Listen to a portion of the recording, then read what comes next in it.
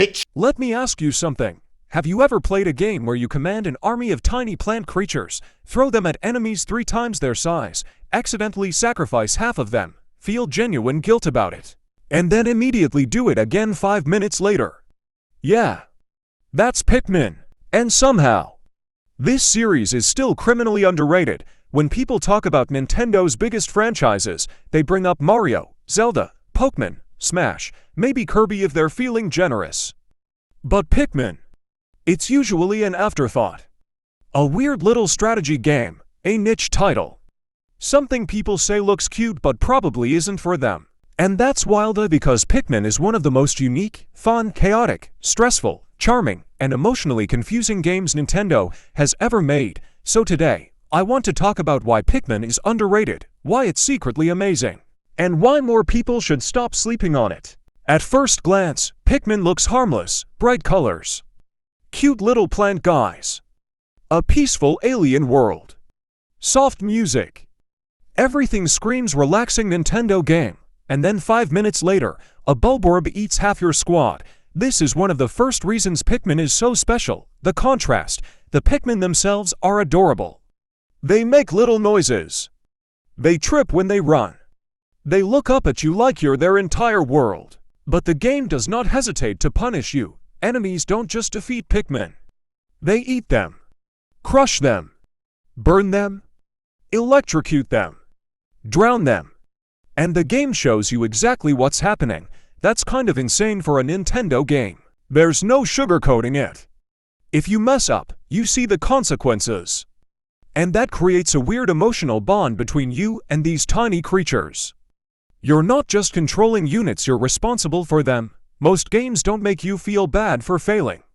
Pikmin does. And that emotional weight is part of what makes it unforgettable. On paper, Pikmin gameplay sounds easy. You whistle. You throw Pikmin. They do the work. That's it, right? Wrong. It's accessible. Anyone can understand the basics in minutes. But mastering it, that's a whole different story. You have to think strategically. Which Pikmin should go where? How many do I need for this task? Can I afford to fight this enemy right now? Do I have time to do one more thing before sunset? It's calm and stressful at the same time, which is a rare balance to pull off. One of the most underrated mechanics in Pikmin is the day-night cycle. Every day has a time limit. When the sun sets, you're done. Any Pikmin left behind? Gone. This instantly turns every decision into a risk. You're constantly asking yourself, do I explore more? Do I retreat? Can I finish this before night? And unlike other games where you can just wander around forever, Pikmin forces you to be efficient. That pressure makes the game feel alive. You're not just playing, you're racing against time. And when you barely make it back to the ship with seconds left on the clock, that feeling is unmatched. It's not artificial difficulty. It's tension done right. Real quick on a side note, one of the core things that made Pikmin special was trust. The older games trusted you to fail. They trusted you to learn. They trusted you to mess up and improve. Pikmin 4 does the opposite. The game explains everything. Constantly. Repeatedly. Even when you already understand it. You're stopped, slowed down, and interrupted by tutorials and dialogue that treats you like you've never touched a controller before. Now, back to every other Pikmin game being underrated. Let's be real. No matter how good you are at Pikmin, things will go wrong. A Pikmin trips. Another one takes a weird path. An enemy suddenly turns around. Half your squad decides to attack the wrong thing, and honestly, that chaos is part of the fun. Pikmin doesn't always go exactly as planned, and that makes every playthrough feel different. You're constantly adapting, reacting, and improvising. Some of the most memorable moments in Pikmin aren't the perfectly executed plans, they're the disasters. The time you lost 30 Pikmin because you forgot about water. The time you thought an enemy was dead but it wasn't. The time you accidentally threw a Pikmin into danger and panicked. Those moments stick with you. Another reason Pikmin is underrated. People don't talk enough about its atmosphere. The environments are beautiful, but in a subtle way. Overgrown ruins. Peaceful fields. Strange alien landscapes that feel familiar but off, and the music. It's not loud or dramatic most of the time.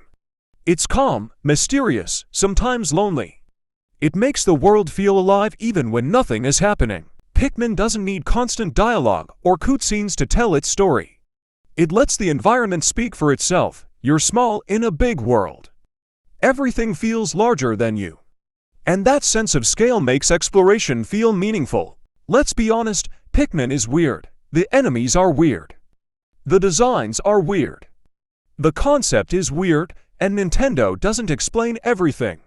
You're just dropped into this strange ecosystem and told to survive, but that weirdness is exactly why Pikmin stands out. In a gaming industry full of safe, predictable ideas, Pikmin feels bold.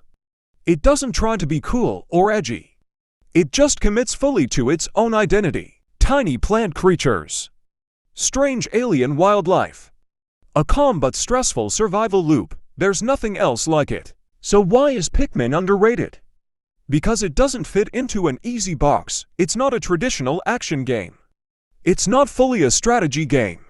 It's not just a cozy game. It's all of those things at once, and because of that, a lot of people overlook it. But if you give Pikmin a chance, it offers something genuinely special. A game that's fun, emotional, strategic, chaotic, and oddly personal. You remember your failures.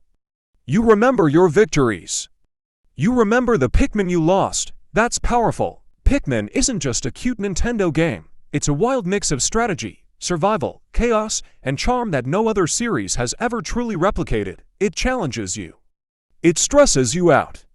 It makes you care about tiny plant creatures, and the fact that it's still considered niche is honestly insane. So if you've never played Pikmin, or if you dismissed it as not your thing, maybe it's time to rethink that. Because Pikmin isn't just underrated, it's one of Nintendo's most unique and unforgettable games ever. And yes, I will throw another Pikmin into danger if it means getting that last treasure. One of the most underrated parts of the Pikmin series has always been the enemy designs, because Pikmin enemies weren't just random monsters, they were part of a living ecosystem.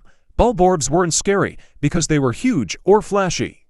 They were scary because they felt real. They slept. They hunted. They reacted naturally. Everything about classic Pikmin enemies made you feel like you were invading their world, and that's exactly where Pikmin 4 starts to fall apart. Look at the classic enemies: Bulborbs, Dwarf Bulborbs, Wollywogs, Bearded Amprats, Snagrets. These designs were instantly readable, easy to understand, but still dangerous. You could tell what an enemy did just by looking at it. Going back to Pikmin 4 being the worst game, I think the reason is because of how Nintendo made everything plan out. Especially with the dogs, but another reason could be the graphics. Pikmin 4 was made in 2023, so the graphics were the best they ever were in the Pikmin series. You'd think that would make it the most popular. But no, look at Mario Kart World. It's less popular than Mario Kart 8 Deluxe, and Mario Kart 8 Deluxe has worse graphics. But I think it's just the price of Mario Kart World which is why it's so much less popular. Which is why Nintendo lost a third of its value in 5 months. I guess they shouldn't have made it so expensive when they are a multi-billion-dollar company. Oh wait, back to Pikmin. Big mouth. Eats Pikmin, long legs. Stomps them, burrows underground. Ambushes you. That simplicity is why they worked so well. They didn't need glowing weak points, exaggerated animations, or over-the-top gimmicks. The danger came from your mistakes, not from confusing mechanics. In Pikmin 4, a lot of enemies feel like they were designed to be content instead of creatures. Too many enemies are built around one-time gimmicks, forced mechanics, set-piece encounters, instead of reacting naturally to the world. They feel like obstacles placed there specifically for the player to solve.